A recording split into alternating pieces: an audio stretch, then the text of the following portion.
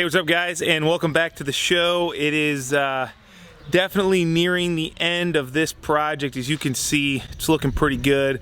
We got a little bit of work to do on this porch, and that's what I am going to be working on. And then you can see Zach's up here behind me. He's taking the button caps off because the roofer who tore off the shingles in preparation for us to install steel put button caps on all that paper to keep it there, and that's not really a good idea when you're going to be putting a steel roof on, because you'll see those button caps. They will basically make their way and ghost, that's what we call it. They'll ghost through the steel and you'll see that. So that's a no-no. So we're taking those off in preparation of laying that steel today, and I'm going to be working on the details on this end cap of the porch and just trying to tidy stuff up. We've got some gable trim that's got to go up on the other side of the building. A lot of just maybe punch list type stuff. So hopefully you guys, if you haven't already, hit that subscribe button, because you're going to want to see how this one finishes up, especially the interior. I think it's going to be awesome, and hopefully there's still some more to learn in this build series. If not, go back and watch some of the other videos that we've got. All right, now if you guys remember the last episode, I worked in this area, but there were some things I didn't like, so I'm gonna redo them. One being this trim.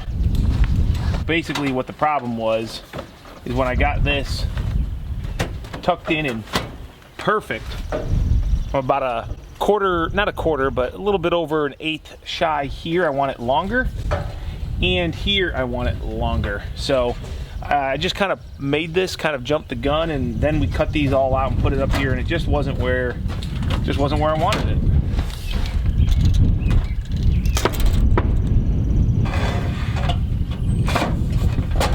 Okay, that, my friends, what I want to do there. So what that does is, as the water comes down this wall, it hits this right here, and I've got this overlap. It's going to hit this trim, and it's going to come out over top.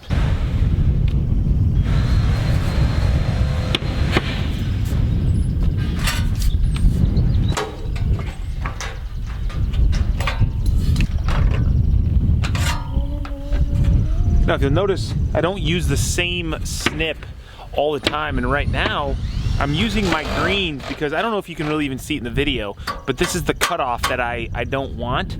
So my greens are forcing this metal down, and it's actually kind of deforming this side, but it's leaving my the side that I want to keep looking super good. And you have to, you know, not just use the snip that is maybe right or left-handed, depending on what you are, but you're going to use the snip that is going to give you the best finish for the application that you're doing. And in this case, the greens, they were doing it right for me. They're doing it good.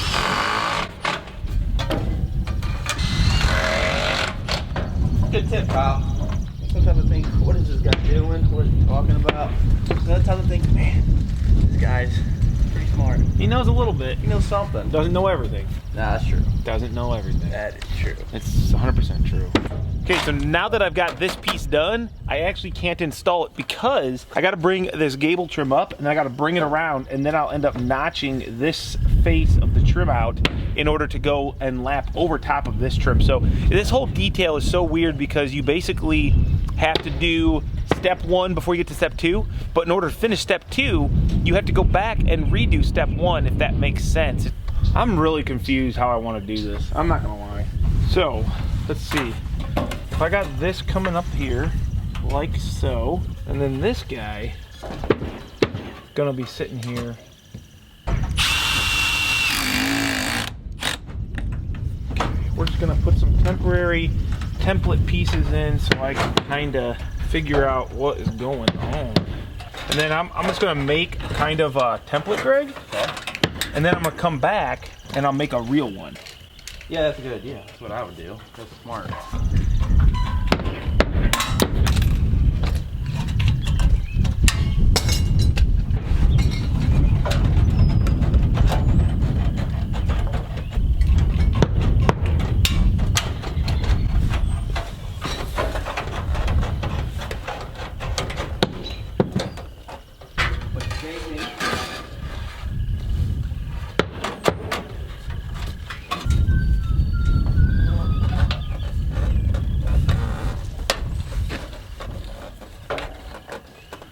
I'm getting somewhere, old Greg. Let's go.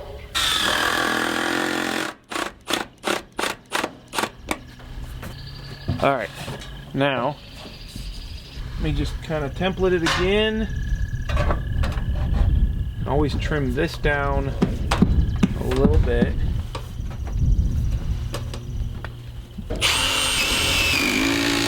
That can always move.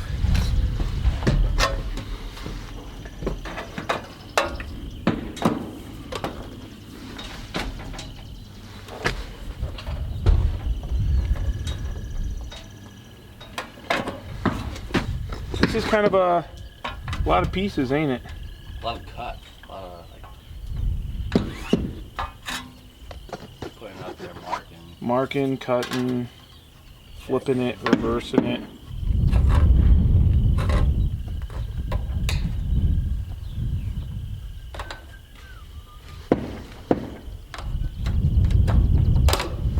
I'm gonna try something. Uh-oh. It might work.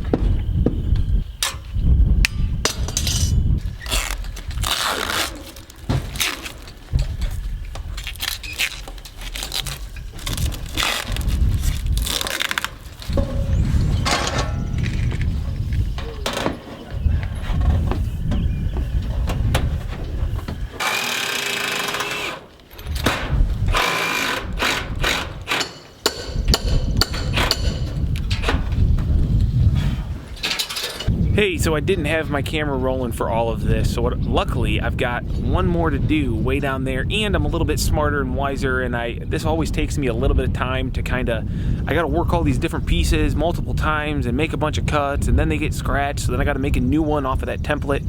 So I got this one looking pretty good, I think. I'm gonna hopefully do even better over here, and I'll take you guys through that part. I'm getting ready over here to do that roof, so they're prepping that. And hopefully we can get that done as well, so we can have a nice productive day. Might need to go through rear decking.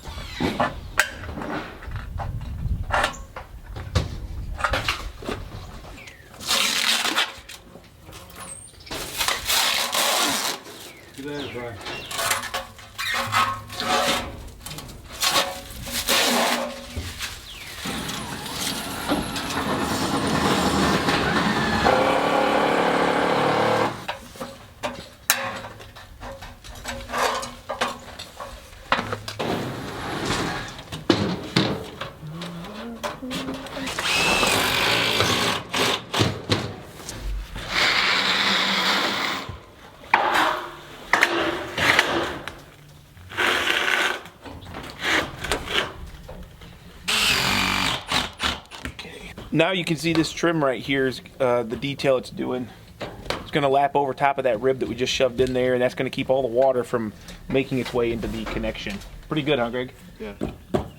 It's going to look nice. It's going to look very nice. Wonderful. Wonderful. Okay, can we mark it out? I think you should. We don't really know if this building is perfectly square. We could check, but in the end it doesn't matter. We can't change it. So all we can do is adjust our roof sheets to run perfect. So we want to make sure it starts perfect on our building, but then if we have to kind of move a sheet here or there a little to get it to be perfect on the bottom, that's what we're going to do. Now that we have 2 sheets up and it's running good, now he's going to mark off the peak. That way we run perfect every time.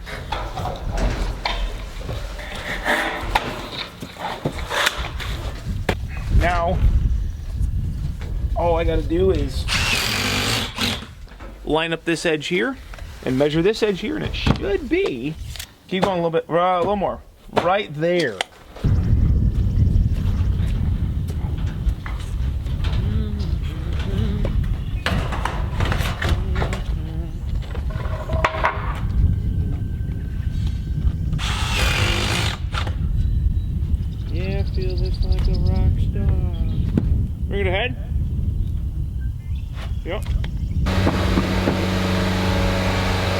Fortunately, I shorted us our roof screws. We're missing a couple bags here, which means we're not gonna be able to put this whole roof on this side. We're gonna have to kind of just put some pieces on temporarily and then come back.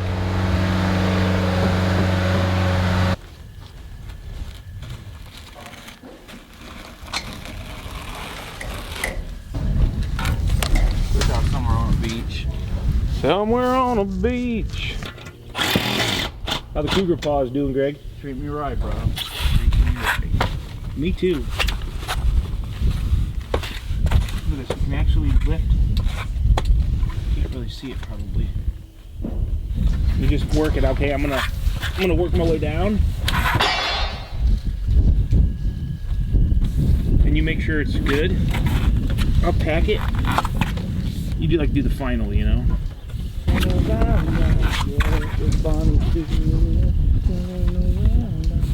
No, that's off. Nope. No. I have zero clue what you were just singing. Sing it again. Well, that didn't help me, dude. I don't know what you're singing. So you can see now this connection detail here, it laps up over that rib that we tucked under there. And then we just put that butyl tape underneath it, got it screwed down so no water is gonna penetrate in there. Anything coming down the wall is gonna hit that and go right out to the bottom of the gutter, or bottom of the roof. Into the gutter, yeah. Careful, careful. Don't get all crazy on me, Greg. Get crazy, get wild, get in the party, get loud. Ooh. Ooh. Pretty good, huh? Ooh. You're thinking now. Now you're like, No, hey, I'm not thinking at all. It's alright.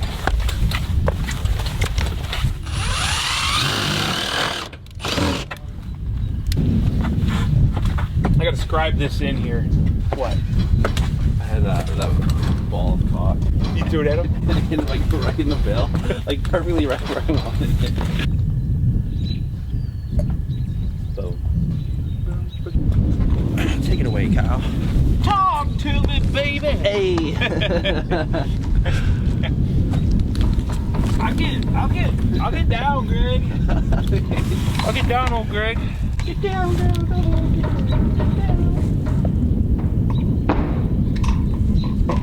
Get up.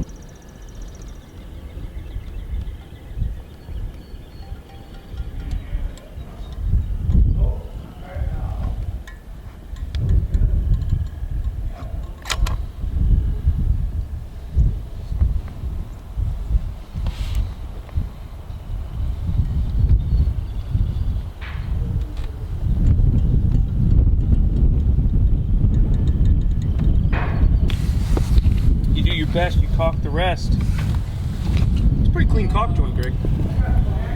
Now, I always say that you do your best, you caulk the rest, and what I mean by that is that we don't want to rely on this caulk joint. This is kind of like, hey, let's just prevent any water from maybe getting there, but we did our best to keep all those flashings folding away and always thinking about water, and if it goes there, where's it going to go?